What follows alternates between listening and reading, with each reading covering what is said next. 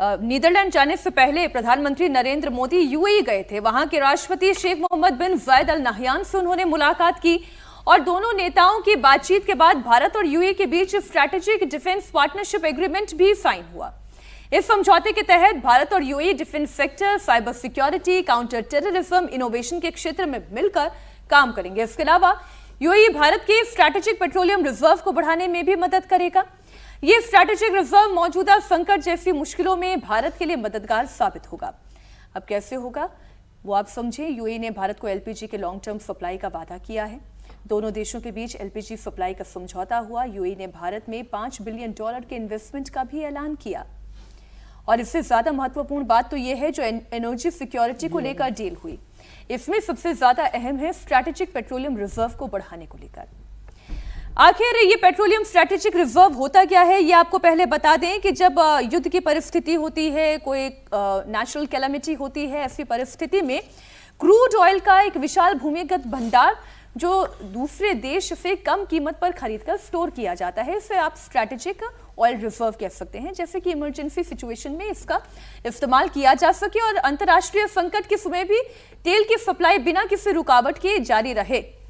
तो भारत में जो इस वक्त विशाखापट्टनम, मैंगलुरु, पादुर और जो कुल क्षमता जो है, जो हम आपको बता रहे हैं 5.33 मिलियन मीट्रिक टन की ये हमारी कुल क्षमता है। हमारे पास पेट्रोलियम ऑयल रिजर्व है स्ट्रैटेजिक, ये और बढ़ने जा रहा है। क्यों? क्योंकि यूएई के साथ इस पर भी समझौता हो गया है।